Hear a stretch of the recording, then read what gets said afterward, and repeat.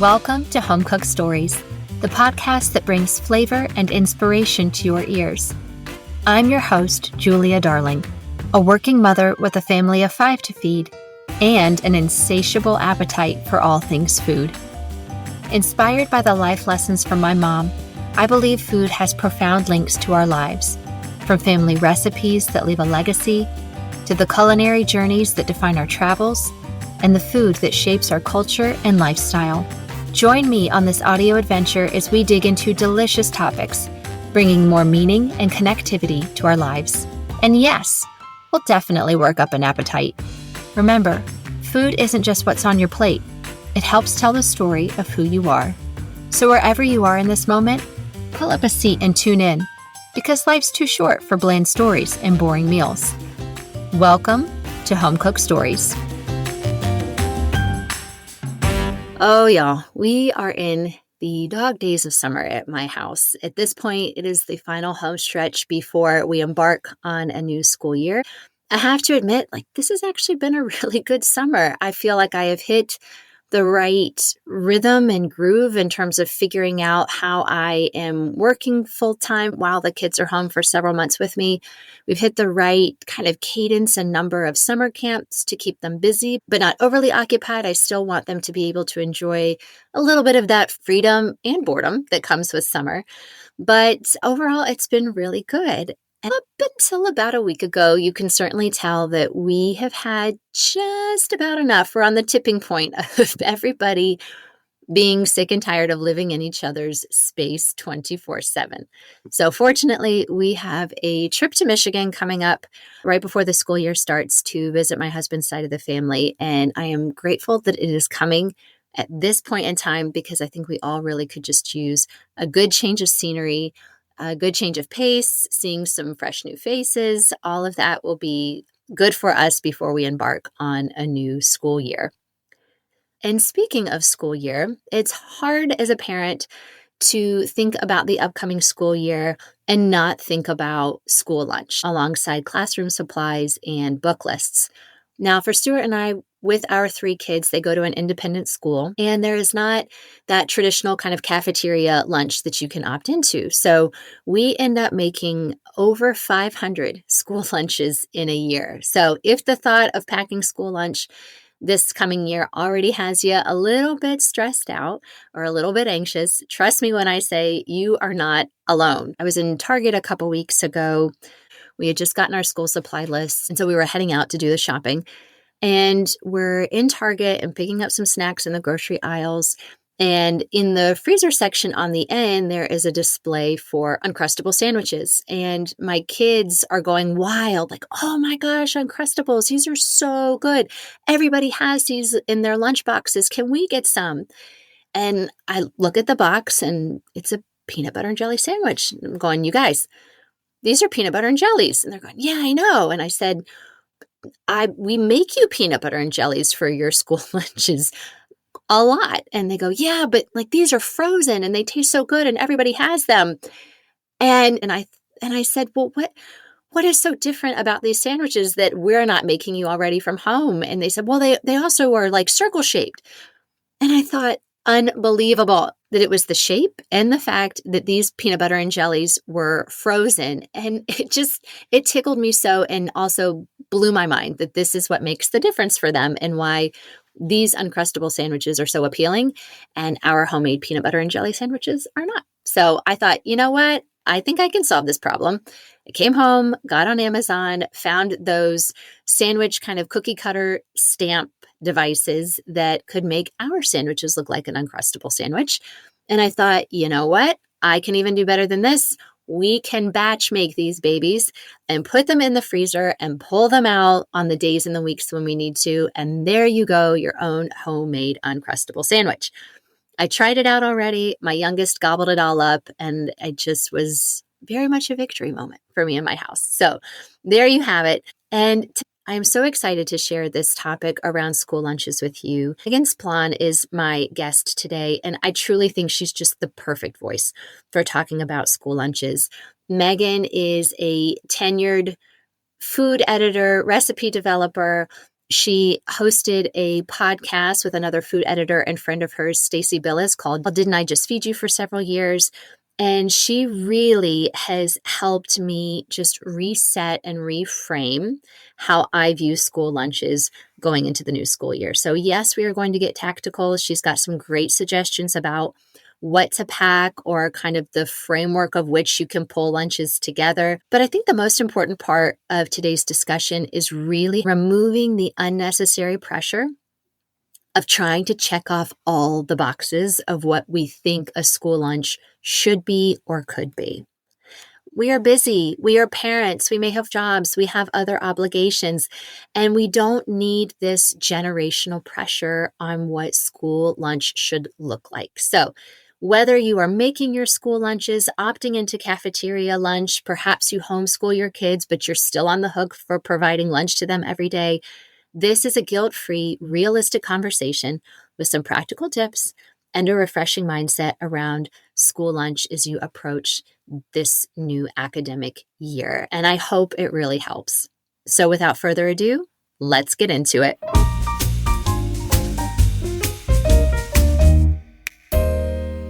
Megan, if you wouldn't mind, just in your own words, I know you have a tenured career, 20 years, over 20 years? Just about 20 years, 20 years That's next year. Amazing. Yeah. In the food industry. And I would just love to hear, where did you start?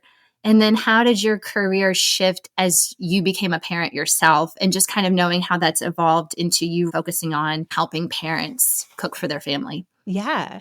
So like you said, it's almost 20 years. It'll be 20 years next year. And that I've been in food media. I grew up in restaurants, but I haven't worked in restaurants as a food professional. Right out of culinary school, I got an internship working for Alton Brown in Atlanta. And that internship turned into a full-time job because they needed someone to manage cookbook projects. So I was working on Good Eats, the TV show, as a food stylist. And then also when we weren't shooting Good Eats, working on cookbook recipes, retesting things, photographing things. And then in the middle of working for Alton, I had my daughter. And then kind of at the tail end of working with Alton, I had my son. So I became a mom while I was working for Alton, got married, all those things. And then about 10 years ago, I left working for Alton and I started writing as a food editor for thekitchen.com. Yeah. And at the time, I was one of the few parents on the team there. So it really was I started writing about packing lunches and feeding kids and feeding family because I was helping them to fill a gap. Mm-hmm. But I often think back about how my daughter being born really became this rudder for me in the direction of my career. I was working on food TV and doing all these really cool things, but I didn't have the connection to that kind of work that I did for helping families. And so when I was having a toddler at home and trying to figure out how I was going to pack preschool lunches and also feed us every night, with both me and my husband working full time, and he works in the film industry, so he can have very long days. And how do you plan for family dinners when everyone's here and there? So I've been writing about feeding families for about 10 years now. And while I was working at the kitchen, I started a podcast with another food editor, Stacy Billis, called Didn't I Just Feed You?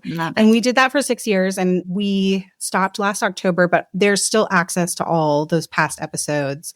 And it became one of the greatest projects I've ever worked on in my life because it's tactically helping parents. And as you know from being in food media, they're not really talking to parents directly. And I understand that no one is necessarily searching for family meals. They're searching for quick and easy things. And so that's sort of the coded language of talking to parents. And a lot of the very on the nose school lunch things don't perform as well for a lot of those websites like The Kitchen or Simply Recipes or Bon App. So they don't spend as much time crafting that kind of content. So Didn't I Just Feed You had a great run. And now I'm just freelance writing. I write a lot for Simply Recipes and Serious Eats. Less family stuff, although I'm trying to build my Substack to be a little bit of that, where I'm sharing meal plans and recipes. And I talk a little bit about parenting because now my kids are teenagers and almost a tween. He's 10. He'll be 11 this year. It's very weird how old they are. Isn't it though? And Yes. it sounds so cliche, but I remember my parents saying, the days are long, but the years are short, and it goes by so fast. My oldest just turned 10 this Yes. past year, and you're like, where did a decade of It's my such a life go? milestone. Yeah. Yes. One of the things that I appreciate and enjoy so much about yours and Stacy's content is it's more about the connection and just the camaraderie and the understanding of like, we're all in this together. And there's not necessarily a right or wrong, but there's value in just exchanging the ideas. Exactly. And that whole, you're no longer just taking it in your preferences, but you have the preferences of 3 or 4 other people to consider for every single meal, every single lunchbox. Like, even if you were just packing lunch, it's like 180 school lunches. Then multiply that by however many children you have, and you're getting into like 360 school lunches that you have to take care of. And that's outside of every other meal. Breakfast and dinner. That's and snacks. And snacks. And so I'm usually the one that will do the prep or kind of like the primary meal of what's going to go in it. And then my husband each morning is the one actually assembling the lunches. And he always said, feedback is a gift when they come home, and they're kind of sharing, I like this or I didn't like that. And sarcastically, we're like, thank you so much for your input. It's the thing that pushes you to be a little bit creative. And also sometimes it's just like a beautiful invitation. My son is the only kiddo I'm packing lunches for in this season, but he will sometimes be like, I'm tired of that. And then it gives me an opportunity to be creative. Yeah. Because otherwise I would just continue to kind of like pack the same standards. Yeah. So, yeah. Feedback is a gift. I love that.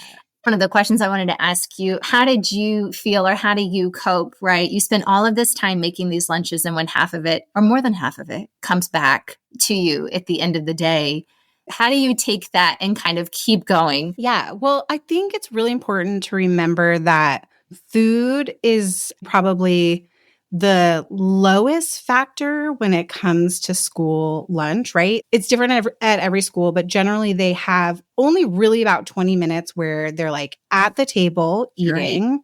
There are a lot of distractions. Their friends are there. Their friends have different things in their lunch boxes. There might be smells. If there is hot lunch being cooked, there's teachers running through and checking on things. So it can be not about the food first and foremost, that they simply like didn't have enough time to eat or that they got distracted in their eating, but also, can they get into their lunchbox easily? That's one thing we should talk about is like when your kids are just starting to take school lunch, or if you're moving to a new lunchbox, making sure that they know how to open it. Yes. And operate all the inner compartments, especially if there's like an internal thermos or anything. So I personally just think about those things first and foremost and get curious, and don't lead with the question of like, oh, did you not like your lunch today? More like an open-ended question of like, hey, what happened at lunch today? I noticed that you didn't finish the pasta salad that you were really excited about. And then let them tell you like, oh, they had for some reason they had a special snack right before lunch and they weren't as hungry. So it's like, it very rarely has to do with the food. And then what's really nice is it's kind of easy to tweak things if it is the food, right? Like we were talking about the Uncrustables earlier. Well, maybe you batched a bunch of those and midweek they don't want to eat them anymore. Like, can you just take those ingredients and shift them a little bit? Do like a different filling in it? Oftentimes it doesn't require you to do like a whole overhaul to get them interested in what you're packing for lunch or what you planned for lunch that week. You're right. Ours oftentimes are also eating lunch outside. The playground is right there. So the last thing on their mind is sitting down and eating lunch. This is social hour. This is get up and run around time. I would like to think that this is also why it bleeds over into dinner time, and sometimes the sheer inability to like put your butt in a seat for more than 5 minutes is because they're not used to it. As we're talking about it too, Megan, I'm curious. I don't recall my parents or my mom putting this much thought or effort or planning into school lunches. They didn't. No. They didn't. It was a different world. They didn't have access to the internet and things like Pinterest and Instagram. And really, I started having kids in the like peak blogging era where everyone who was talking about school lunch was making these incredibly beautiful bento box, like everything cut out, little cucumber flowers, carrot flowers, like all of the things in the lunchbox. And so I think we feel generationally like a much different pressure than our parents felt. My mom was a single mom. Bless her. I know she really she did her best. But I think there were 5 years where school lunch was literally like a brown paper bag. It was a ham sandwich, like dry, no condiments on it at all. A piece of fruit, so either an apple or an orange. And if we didn't eat it, if it came home with us, it just got repacked the next day. So we did eat it. Sometimes a bag of chips or pretzels and then like a Capri Sun. And that was lunch. Yeah. Yeah. I just think that there wasn't this external pressure, this idea of what school lunch should be. But I always think that like when you're kind of getting into packing lunch for the first time or it's a new school year is always like a really great opportunity to like assess because there really are a lot of great reasons to choose cafeteria lunch and you don't have to pack lunch unless there are your values around food direct you that way. But the cafeteria lunch is always a really great option. And actually, if that like takes some pressure off of you or makes your life a little bit less stressful, given all the other things we talked about, like that the food part of it isn't as important as all the like social aspects of it and just the rhythm and routine. And ultimately, at the end of the day, that they have some fuel, like choosing cafeteria lunch might actually be the best option. And I just think that's always important to touch on anytime that we talk about school lunch, because I think even new parents are feeling this pressure like, oh, I see everyone else packing these beautiful, elaborate lunches. Like that must be what I'm supposed to do. And the reality is like, if your kids are getting fed at lunchtime, whether it's cafeteria lunch or like the ham sandwich, no condiments, and they eat that, then that is great. And you did your job as a parent. I think you are spot on. And it's something that we need to remind ourselves more often. And I think not only just is it cafeteria lunch, is it homemade lunch? There's now this pressure around, is it environmentally friendly, right? Are we using the bento boxes, the reusable straws, the reusable utensils and all of those things from a no waste perspective? What's the nutritional value behind it? And sometimes I think, not to take this the wrong way, but find ways to care less a little bit more, right. And just know that, hey, I'm doing my best. And at the end of the day, we're all going to be okay. The thing is one I know that people really worry about. They're like, oh, is cafeteria lunch as nutritious? Is the lunch I'm packing nutritious enough? And really thinking about like, what is your kid going to practically eat? Like what's easy for them to eat? What do they enjoy eating? Because if you're just trying to like serve them kale salad for lunch every day and they're really not into that, then they're like hungry in the second half of their day when they really needed the fuel for learning. So taking a step back and saying the very best thing is that they're just fed at lunch. That's the biggest priority. And again, if it's the brown paper bag and they can throw it in the trash at the end of the day and that makes your life easier, I say go for it. Yeah. Something that I've heard you talk about before on the Didn't I Just Feed You podcast is this notion of food joy. But because school lunches is such a monotonous daily routine part of life, sometimes, if I'm being transparent, it feels like it sucks the food joy out of life a little bit. I feel like this could be a little bit of a therapy session, Megan. That's how it always goes. Yeah. It's easy to get in that rut. Again, 180 lunches every day out of the year. It's going to get old. Yeah. And so much of it is just the lens you're putting on it. Is it a rut or is it a routine? Mm-hmm. And if it's a routine and it needs to be repeated often, or a ritual that is repeated often, are there other ways that you can like remove sort of sticking points? Like, are you finding it hard to chop the veggies in the morning because you're exhausted to fix the routine? Or can you bake something on Saturday or Sunday that you're really excited about and your kids are really excited about and make that a part of it? Like, I think just kind of always the therapy of it, unraveling what is the thing that is making school lunch hard for you at any given time.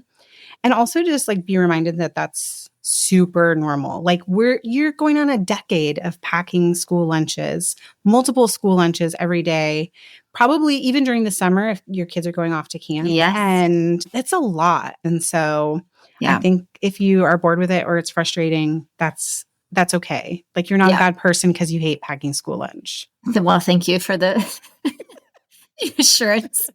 To that point, for me, the rut is sometimes just I struggle with variety. Mm-hmm. There's only so many ideas and so many options that I can come up with. And sometimes perhaps it is the ideas of what can I put in that box, like in that framework, in this square. And sometimes I want to just like take the bento box and throw it out the door because I wonder if that's inhibiting some of that creativity a little bit of what could we do. So my question then is, why don't you throw out if the bento box, if Throw it that out. feels restrictive, Yep. can you add a second lunchbox option?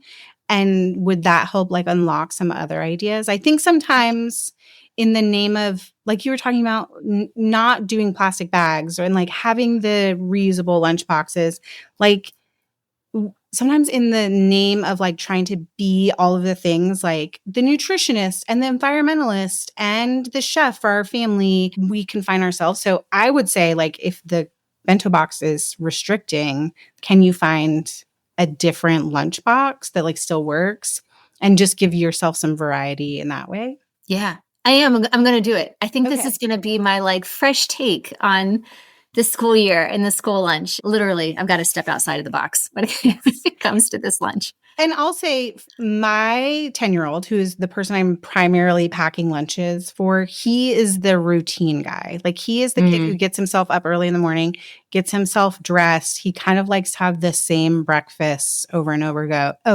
again, and the same lunches over and over again. So he likes that. Like, it's very familiar. It's the same lunchbox every day. Yeah. But there's some seasonality to that aspect of like keeping things really cold and or making things warm, and the change of seasons when we get into winter and we're relying on our thermos more, like an external thing to do some hot lunches, is really helpful to me in that, like, that framework, that thinking, like not being so confined. And so even if you have a kid who's like very routine, do one lunchbox for fall and then a different lunchbox for winter and then something else for the spring, or go back to the fall lunchbox. Like, That's a good idea. There is practical reasons for switching out lunchboxes that are not just like, oh, I'm tired of these 4 compartments. Yeah, it makes complete sense to me. All right, can we get a little tactical and practical, Megan, then on the actual food? Because I would love to hear from you. What's your go-to when you just need a quick, easy lunch solution? Do you have anything that you always keep in your pantry or that has been your go-to in the past? Okay, so a sandwich is often like one of our go-tos, but I want to take a little bit like tiny step back and say, creating sort of a formula that works for you and your family will help in that, like coming up with ideas. Like, our formula is there's sort of this big, it's the protein carb section where it could be a sandwich or it could be something like pasta salad or pizza rolls or something else entirely, a pita. It could be like cheese and crackers and some cured meats. So there's that part of it. And then there's always like a fruit and veg section. I say section because mine truly is a bento box, and that's how I think of the formula. Yes. And then there's always like a section for fun. And a lot of times for that, it's like that's my favorite place to fill because my background is in baking and pastry and I love baking. And it like suits me so much. So finding fun things to bake and put in there is really great. But I also have a friend who is a food writer as well and great photographer. Her name is Cindy Ray. And she sends as her like fun component of her kids' lunches, their gummy vitamins. So it's like the 2 gummy vitamins. That's brilliant. In the like tiny little, almost like the sauce compartment of their bento boxes. And I always thought that was so genius of her. It is. So the formula, like having a formula helps you like, okay, I know that I need in the pantry something that can be a sweet treat or something that can be a component of that like protein carb. And then in the fridge, I need some lunchbox fruits and veggies, like things that are both hearty enough to hold up in a lunchbox, but that if they don't get eaten as lunchbox veg or fruit, they can be eaten as parts of dinner. Okay. So Okay, my like top 3-ish lunches, maybe I have more than that, are sandwiches. My kids love like not loaf bread, but like a sub roll, which you can buy in the bakery Mm, at a lot of grocery stores, or like the Hawaiian rolls. And I'll mix up like what the bread is from time to time. such a good idea. So it's either slider sandwiches on the smaller rolls, or it's kind of like a sub roll. And they're very basic, like meat and cheese. But then also, we sometimes will do like flavored mayo or like ranch dressing or do hummus and veg and stuff. So there's a lot of variety in there.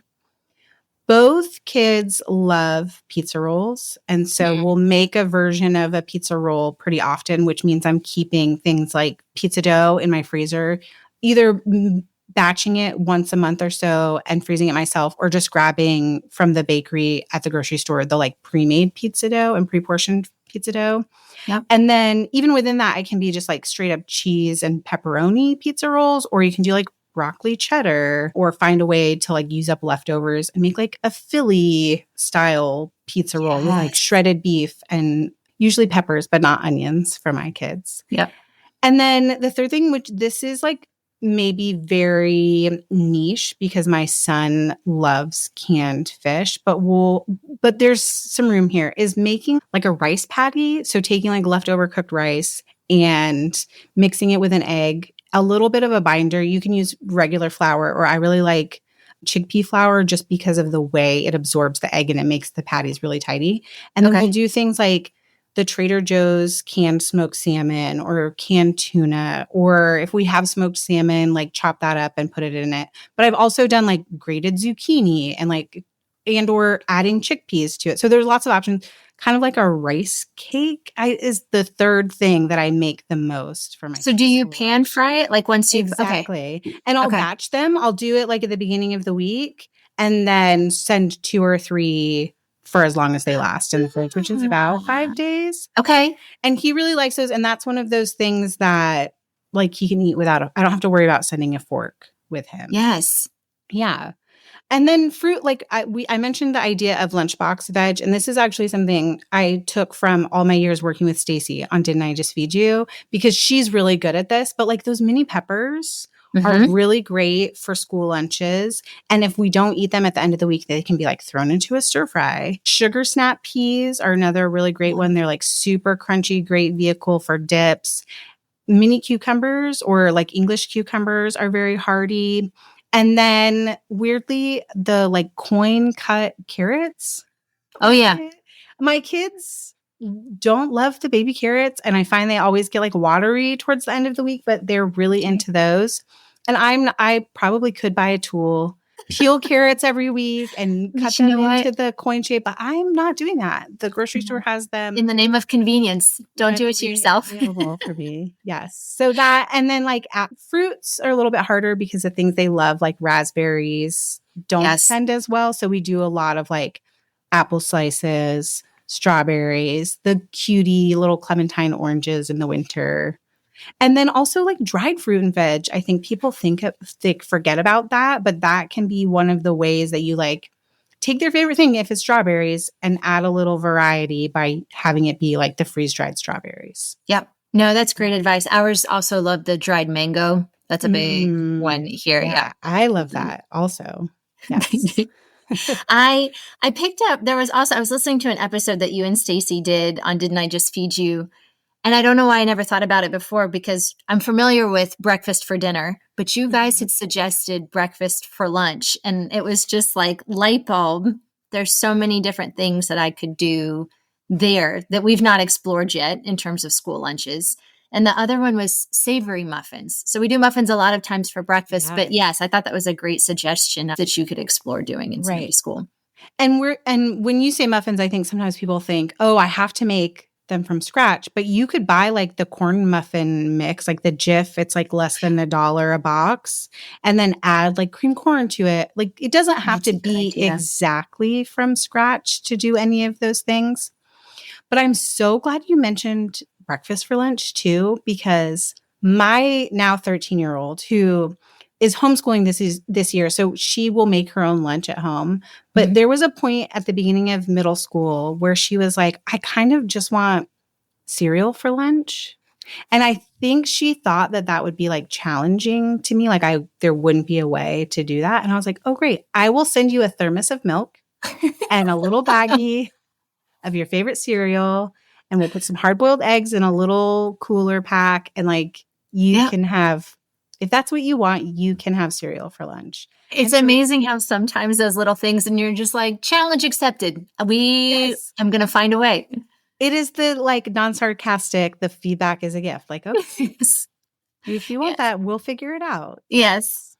How has that been? So as mine do start to get older, that transition, Megan, in you being the primary source of making lunches. So they are now getting to a point, yours are, where they're making their own, or do you do them together? Like, how did that start to happen? Yeah. So my 13-year-old, she started homeschooling last year, and that just became really natural. Like, I don't even think I thought of it because we were often like working side by side. She'd be doing her homeschool work and I would be doing my freelance writing work, and I would just have an invitation, like, I'm going to take a lunch break right now.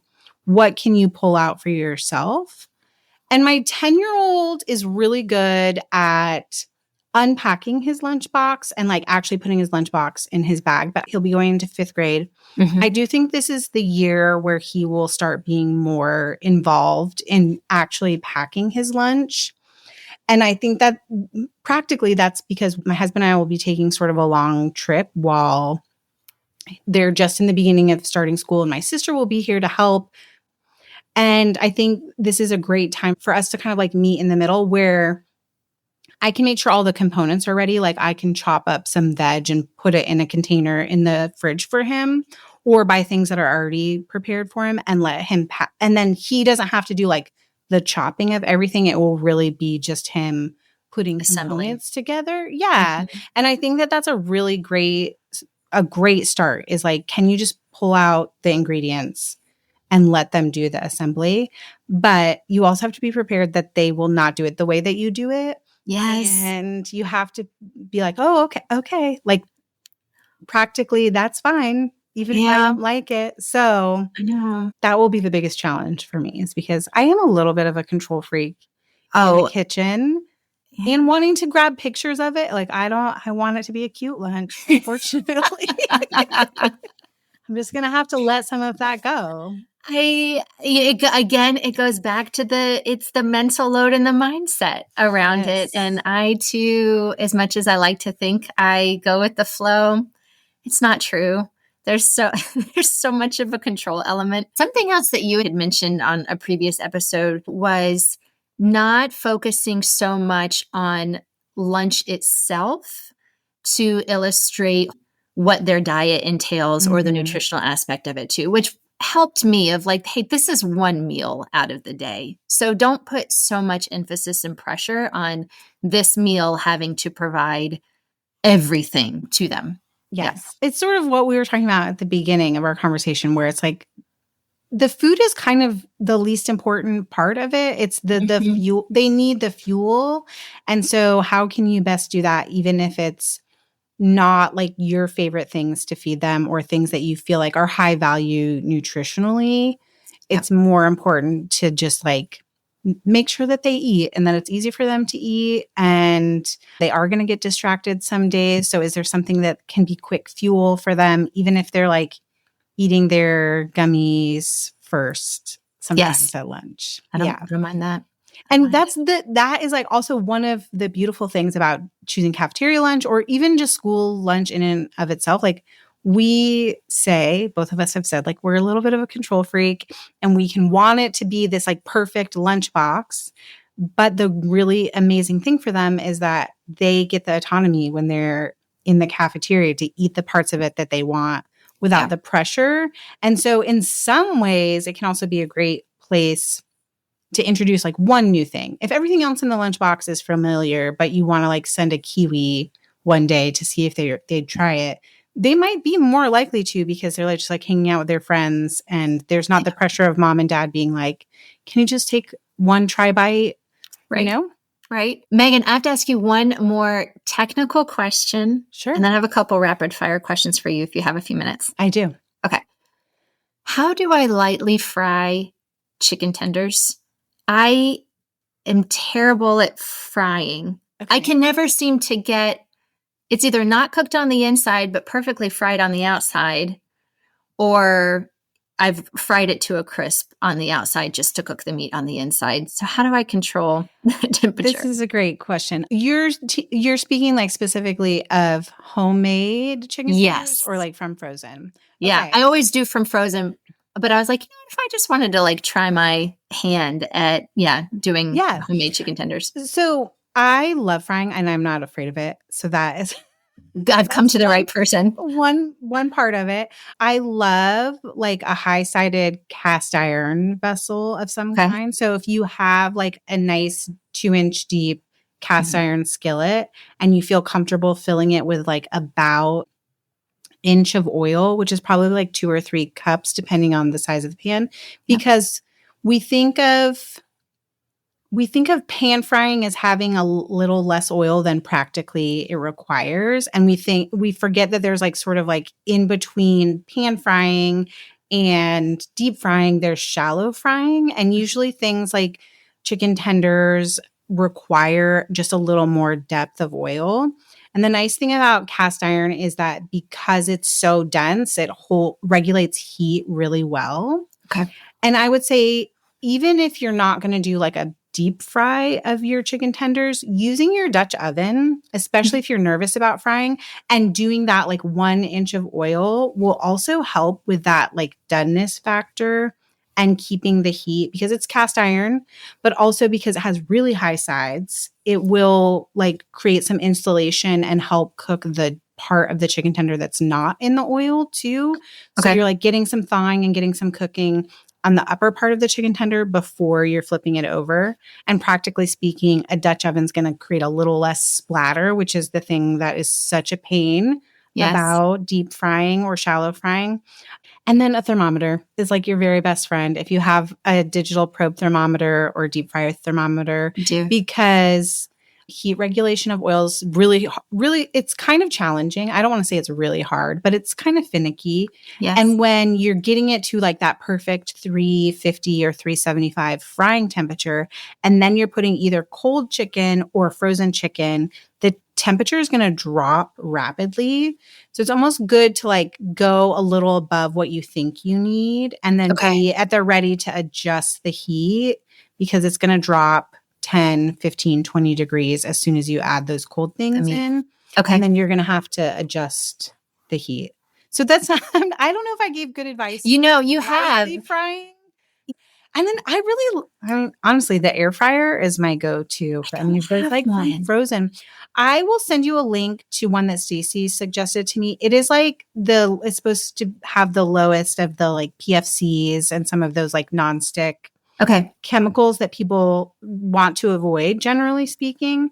And it has it's kind of big, but it has 2 sections. You can air fry 2 different things at one time, and it can hold a whole chicken, which a lot of air fryers can't. So I'm happy to share that with you. Thank you. And then you can put it in the show notes as I will. Okay. I will. Awesome. I can fry fish really well. For some reason, the chicken, not so much. The fish is just so quick to cook is the thing about it. So that's what makes it easier. You just got to have a little more patience. And then I learned about it maybe 2 years ago, this product called Fry Away. It's like hydrogenated oil, almost like the way shortening is.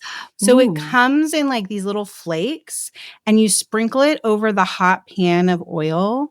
And it sets almost to like a gel-like consistency. And if you let the oil cool completely, instead of having to figure out how to dispose of the hot, dirty oil, it makes almost like this disc of oil that you can just loosen with a spatula and throw in the trash. That's brilliant. Is so fun. First of all, it's like wild to watch it happen.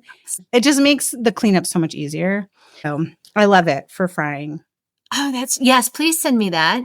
Yes. And then I can get rid of all of my old spaghetti sauce jars under my sink that we use.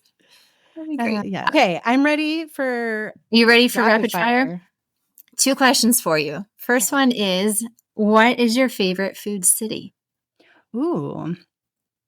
Okay. We lived in Atlanta for 12 years, so I'm like a little bit biased. Yes. But I think that Atlanta is an incredible food city and doesn't quite get the recognition that it should Mm. nationally, especially for things like barbecue. Wings, like any kind of fried wing in Atlanta is incredible, but then they have really great like high-end restaurants as well. So yeah, I would say is my favorite food city. And if you could have anybody, dead or alive, make you a homemade meal, who would you want it to be? Oh man. Can you believe that no one's ever asked me that question before? You'd think in all my Yes. years of yapping. It's the tricky thing where I'm like, do I pick the sentimental choice Yes. of like either my maternal grandmother, who, even though she really scared me a lot as a kid, like she was loud and she swore a lot. She's she's the archetype, right? Like she kept a Yes. victory garden. She canned everything. Whenever I would go visit her, we would go blueberry picking, and she had 2 chest freezers in the basement that were just like full of Cool Whip and frozen fruit. And she used to make homemade donuts every time I would come visit. And even though my parents were divorced, usually when I was visiting my grandparents, I was staying with my dad, and my dad loved those donuts. And so like even after their divorce, my grandmother would still make them for me and then send me home with them to share with my dad. So I think as a grown-up, it'd be really interesting to have a dinner with her and not feel so scared and like ask her all the questions I didn't know that I would want to ask. Yes. Practically about food, but also about my mom growing up. Yeah. Yeah, I think that's the choice. I was trying to decide if there's like some cool food personality that I should have picked. But I think honestly it's that. Or my paternal grandfather, he was the person like introduced me to the pairing of Cooler Ranch Doritos and brie cheese, which is so good. And one time when I was staying with him for summer, like in a summer break, he was really trying to push me to decide what I wanted for dinner. And I was trying to be a bit of a smartass and say, oh, let's have lobsters. And he was literally like, okay. And drove us to the Hannaford's. We got lobsters. My first time ever having lobster was with my grandfather on TV trays. It's so good. Because he was just like, okay, if that's what you think you really want, let's do it. Let's do it. Either of those would be fun to have dinner with. I find the older that I get, it's the people that kind of gave you your love of food in the first place and created those memories for you. Do you think that you would say your mom, or is there another person? I would. I'd probably say my mom, but similar to you, my mom's mother was a really good cook. She had 9 kids. So, and then I just think about today where sometimes I'm struggling to put dinner on for 5 of us, multiple times a week. And so the fact that she was a business owner, a mom of 9 kids, still, made meals at the end of the night for that large of a group. I find it fascinating. And it's always the things that as you get older, you'd want to go back and pick their brain about more. Because you'd kind of like to know, was it fun? And how did she feel when there was a rut in it? Right. And she just had to keep doing it. Right. Yeah. Well, Megan, thank you so much. I appreciate you taking an hour. Thanks for having me. Your morning. Yeah. Oh my gosh, it's been a joy. Thank you.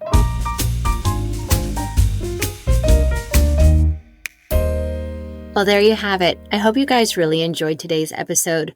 There, for me, were so many wonderful nuggets of information and takeaways. A couple of that I personally took away was the one about the bento box. I never realized until having this conversation with Megan how probably beholden and restricted we've probably been in using the bento box. And I still think they're wonderful. They give you such a great framework and a kind of a consistency in how you assemble and put your lunches together. But she gave that tip about, thinking about how you cook lunches differently with each season and how the food changes, and then thinking about how you might switch out your lunchbox or that bento box or thermos with the changes in season to kind of switch it up and maybe spark some new creativity and food joy was really helpful for me.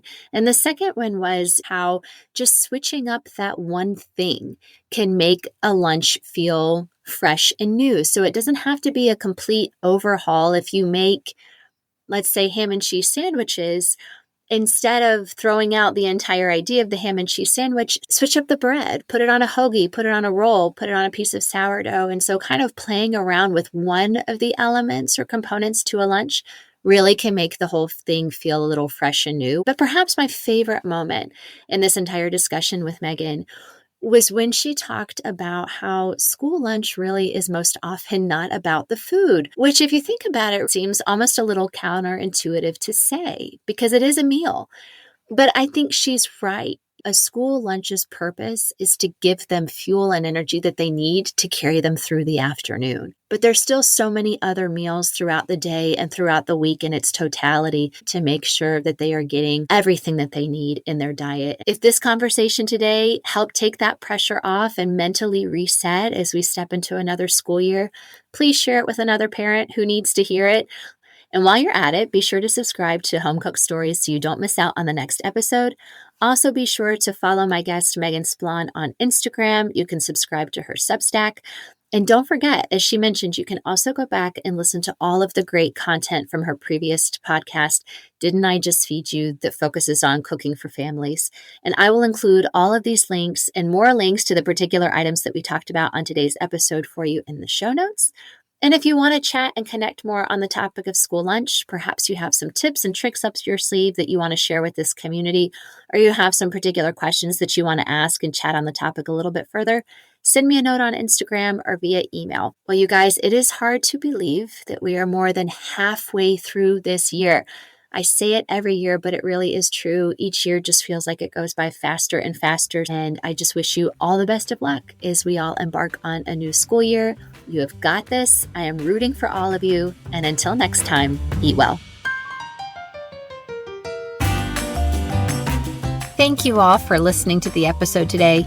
If you find value in these stories, please share it with someone who would appreciate it too.